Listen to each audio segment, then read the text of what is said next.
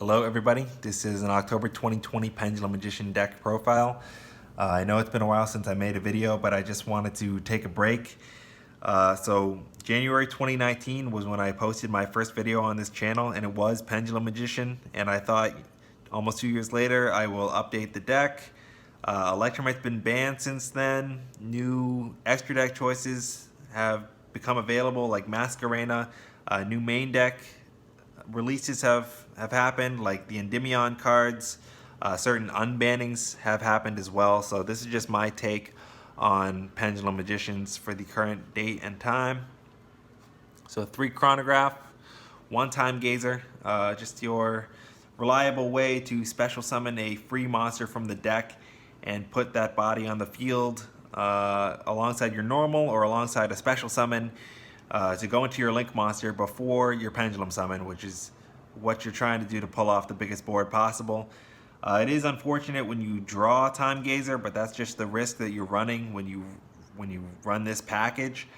Chronograph Sorcerer is also a multifunctional card in that you can also special summon itself and a monster from your hand when a card you control is destroyed. So just, even without Time Gazer, you're just adding to your board presence.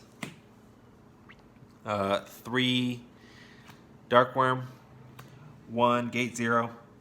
So this is just more starters here, just to get the free body of Darkworm on the field when you dump it with Foolish, Burial, or Dragon Shrine, or you can just normal summon it, and either way search this Gate 0, which is a searchable low scale as well as a level 7. I honestly prefer 2 Gate 0s to 3 Darkworms. I think that ratio works out better, but I wanted to cut it down to 40 cards. I really prefer to play with the 40 card deck if I can, unless it's a gimmicky deck like Lightsworn that oftentimes is advantageous to play more than 40 cards.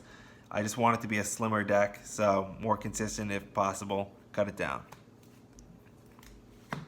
1 Abyss Actor Curtain Raiser.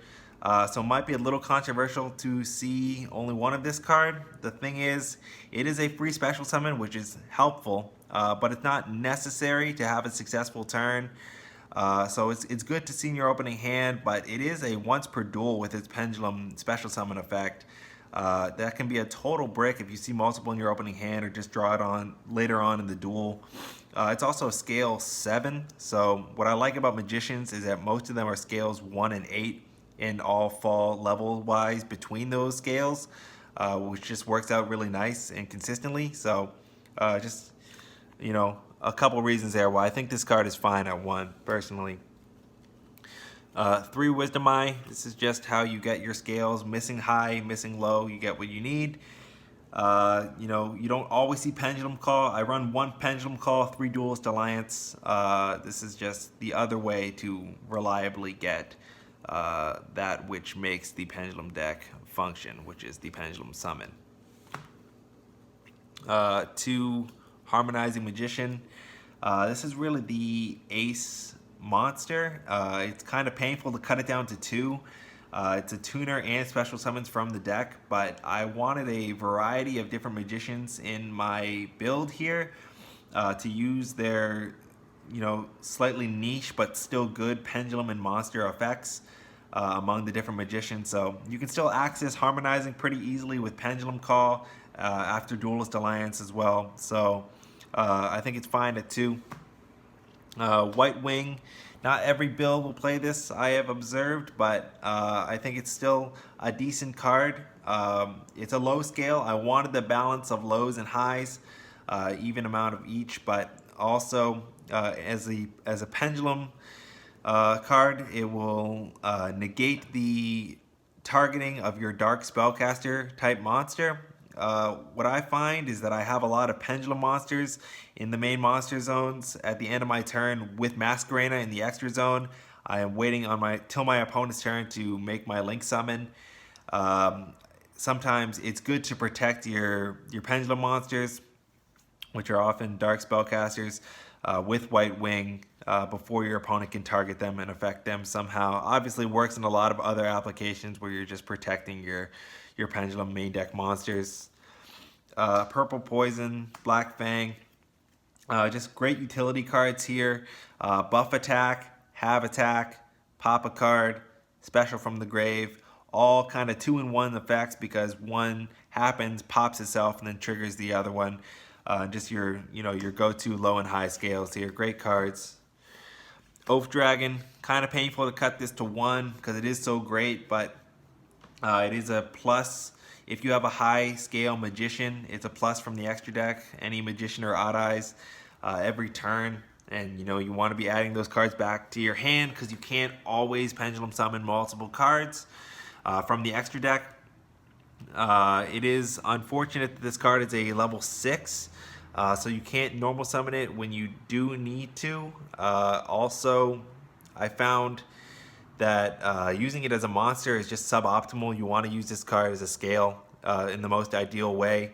So I took out Norito. I didn't even feel like Norito was an appropriate choice for the extra deck anymore. 2 level 7s, Sianka, Dragon Pit. These are just your go-to level 7s to special off of the deck with Harmonizing Magician. Go into your absolute play. I do have a couple more cards at the end of the video that I'll show that didn't make the cut. I was going to take out Dragon Pit and put in another card, and I'll show that at the end. But yeah, you just want to make your absolute play as reliably as possible with Harmonizing Magician. Double Iris, Celestial. So these are both pretty deadly cards. I mean, Double Iris can end the duel quicker than your opponent expects by doubling battle damage to something like a Time Star Magician, which is a dark spellcaster, which has pretty high attack, then pops itself like all the other magicians, and then searches my Star Pendulum Graph, which I run. Celestial is another line of defense for your Fusion, Synchro, or XYZ monster, which will special summon itself if it gets destroyed. This card also has a lot of good effects as a monster during the turn that it's normal summoned or special summoned. Hopefully you'll control a Synchro and all of your opponent's quick effects will be offline if you control a Synchro along with this card. That's the ideal setup. Or you can search, if you can control another Pendulum, you can search at the end phase a Pendulum monster, much like Magister Paladin. Endymion counter engine here, spell counter engine. So this is always what you're searching. Servant with Mastery, and you're going to be special summoning either Mighty Master or Jackal King off the deck. Both of these, Jackal King and Mighty Master, are really great cards to replace something like Apex Avian, which I used to run. You need some main deck interruption, not just relying on the extra deck. But they also need to be scales as well. That's why, without Electromite, you don't always see the right scales because you can't ultimately add that from your deck to your hand with Electromite. So if you just see Apex Avians, you oftentimes don't have the scales to even pendulum summon them out, and you brick. So it's nice to have these scale interruption main deck cards.